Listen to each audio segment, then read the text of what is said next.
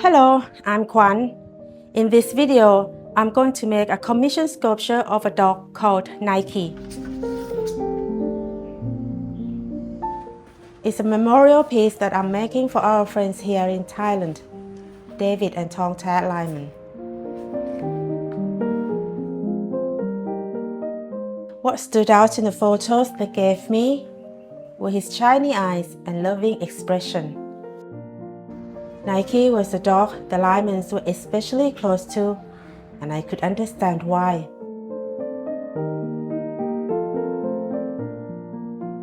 Nike was a mixture. The strongest breed seemed to be the Thai Ridgeback.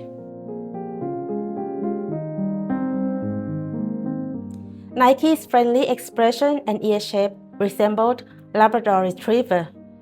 Now I'm going to sketch a Labrador from the front, both sides and the back. This will help me figure out the missing information from the photos about Nike's anatomy and muscles.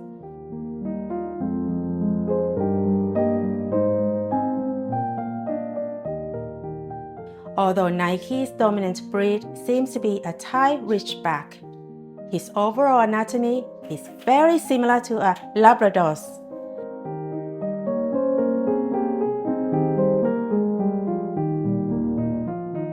I can check and adjust things in the clay as I go, using photos taken from various angles, but I just need a place to start, and these reference drawings will get me moving to the next stage, which is deciding on the best size for Nike's sculpture in clay.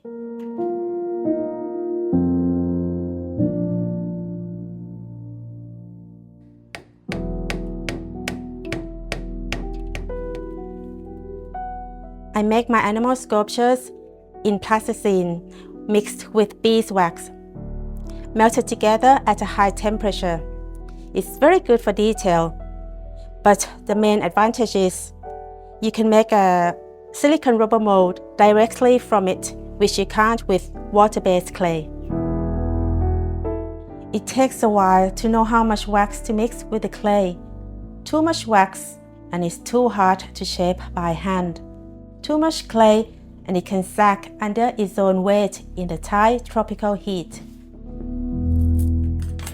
To support the weight of the clay, I use wire and bend it into the position Nike is sitting in. Since the sculpture has many profiles, I start by sticking a sketch on card, cutting it out and placing it on the base. This helps me know if the size I have chosen feels right, not too big or too small. As mentioned, this sculpture is for our friends David and Thong Tat Lyman here in Thailand. They currently have 10 dogs, and David has even rescued elephants and much more besides.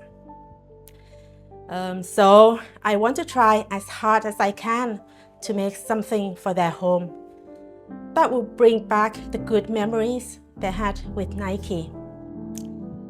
Starting is always the hardest part. I have an idea in the back of my mind. I want to capture Nike's expression as he looks up. His head slightly tilted and his eyes sparkling with the love he had for David and Thong Tat. There was one photo in particular that stood out, and I want to try as best I can to capture that expression.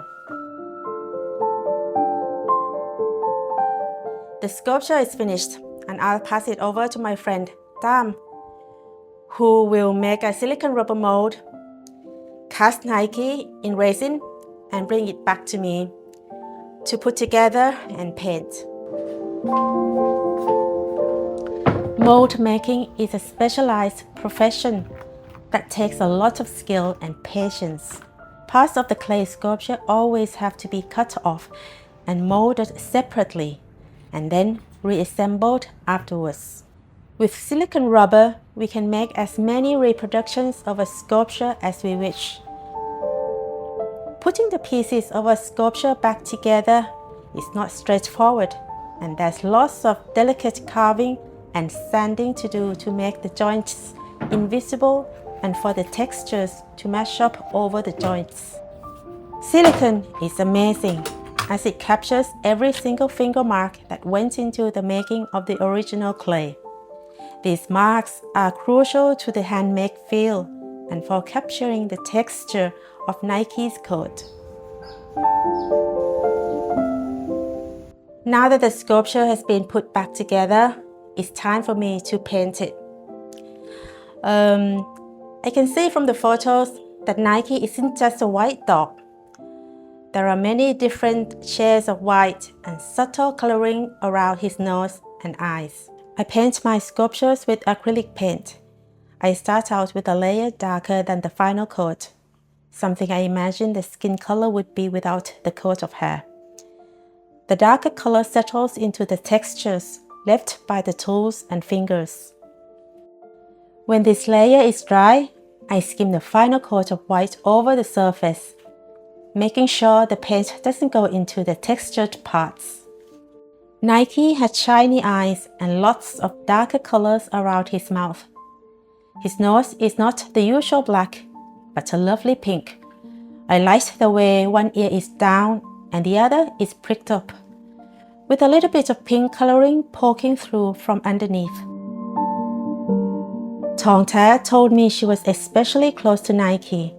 When I first looked at the photos she gave me, I knew that, above all, I wanted to capture the unconditional love sparkling in his eyes. It's Wednesday afternoon, and David and Tong Tat just came by to pick up the sculpture. I confess I was a little nervous about their reaction, but happily, they both recognized the sculpture as their dog Nike, and we shared some emotional moments together. And that's the story of my sculpture of Nike the dog. Thanks for watching.